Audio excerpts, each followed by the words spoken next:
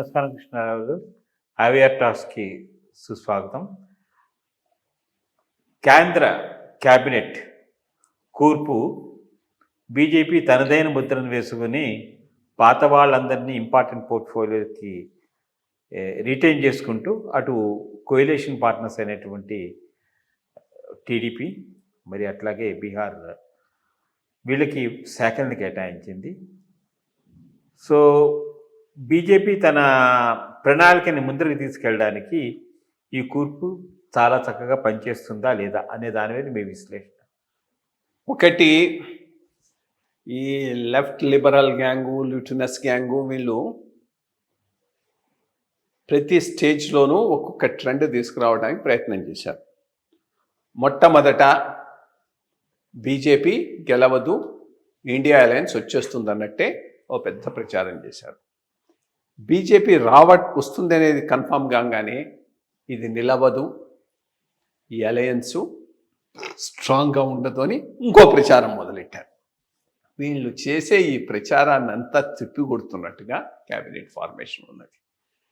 బేసిక్గా కోయలీషన్ గవర్నమెంట్ కూడా అంతకుముందు బీజేపీ గవర్నమెంట్ ఎట్లా నడిచిందో అట్లాగే నడుస్తుందనే దానికి స్ట్రాంగ్ సిగ్నల్ ఇచ్చేశాడు. So continuity, Modi 3, Modi 1, Modi 2 continuity. Coalition ఉన్నా కానీ కంటిన్యూటీ విషయంలో ఎటువంటి మార్పు ఉండదనేటువంటి స్ట్రాంగ్ ఇది మాత్రం ఇచ్చేశాడు. అందుకనే కొంత అటు ఇటుగా ఉన్న స్టాక్ మార్కెట్ కూడా పుంజుకున్నది. సో క్యాబినెట్ ఫార్మేషన్ పూర్తి కాగానే మోస్ట్ ఇంపార్టెంట్ థింగ్ అదే. మిగిలినవన్నీ చిన్న చిన్నవి 4-5 మెయిన్ పోస్ట్స్ ఎవరి చేతిలో ఉంటాయి, చాలా క్రూషల్.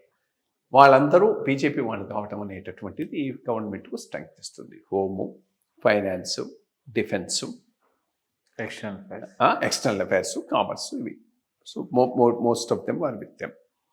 రెండోది, మజిల్ ఫ్లెక్సింగ్ ఉంటుంది, వీళ్ళకి ఎక్కువ పోస్టులు ఇవ్వాల్సి వస్తుంది అనేది కూడా కరెక్ట్ కాలేదు. ఏం చేశారు, ఒక ఫార్ములా పెట్టుకున్నారు. ఫార్ములా ప్రకారంగా ఇన్ని సీట్స్ ఉంటే ఇన్నని ఇచ్చేశారు. ఆ రకంలో వచ్చాయి. అందుకని ప్రఫుల్ల పటేల్ అంతకుముందు నేను క్యాబినెట్ మినిస్టర్గా చేశానంటే వెయిట్ యువర్ టర్న్ అని పక్కన పెట్టారు, కానీ ఆయనకు స్టేట్ మినిస్ట్రీ ఆఫర్ చేశారు వాళ్ళకు ఉన్నటువంటి నెంబర్ను బట్టి. సో ఇది గుడ్ సైన్. అంటే స్ట్రాంగ్ లీడర్షిప్తో ఈ కోయలీషన్ ముందుకు పోతుంది అనేటటువంటి దానికి చాలా గుడ్ సైన్. ముఖ్యంగా కొన్ని ఏరియాస్లో వీళ్ళు చాలా గట్టిగా ఫోకస్ చేశారు ఇన్ఫ్రాస్ట్రక్చర్ డెవలప్మెంట్ మీద. Most important roads, railways, ports, ఈ మూడు చాలా చాలా ఇంపార్టెంట్. అందులో 2 లక్షల కోట్ల డివిడెంట్ ఆర్బీఐ నుంచి వచ్చింది ఈ సంవత్సరం. So that is extra amount infrastructure మీద ఖర్చు పెట్టుకోవడానికి. సో వీటిల్లో క్రూషల్గా ప్రభుత్వ అజెండాను ముందుకు తీసుకుపోయేటటువంటి మినిస్టర్స్ కావాలి. ఆ 3 అంతకుముందు వాళ్ళని కంటిన్యూ చేయడం జరిగింది. ఇక ఫైనాన్స్ మినిస్టర్లో ఇప్పటికే ఆమె స్టెబిలిటీ వచ్చేసింది, ఆమె దాంట్లోనే కంటిన్యూ చేయడం అనేది good thing. I mean that sense A right signal. ఇక డిఫెన్స్లో మేక్ ఇన్ ఇండియా అది బాగా ఫోకస్ చేసి ముందుకు తీసుకుపోతున్నారు. ఆయన కూడా చాలా చాలా సీనియర్ లీడర్ రాజ్నాథ్ సింగ్ గారు. సో అది ఒక అడ్వాంటేజ్ ఈ గవర్నమెంట్కి కాకపోతుంది. అట్లాగే ఎక్స్టర్నల్ అఫైర్స్ మినిస్టర్. సో ఓవరాల్గా చాలా మంచి బ్యాలెన్స్డ్ క్యాబినెట్ చక్కగా పరిపాలన ముందుకు పోతుందని నేను భావిస్తున్నాను.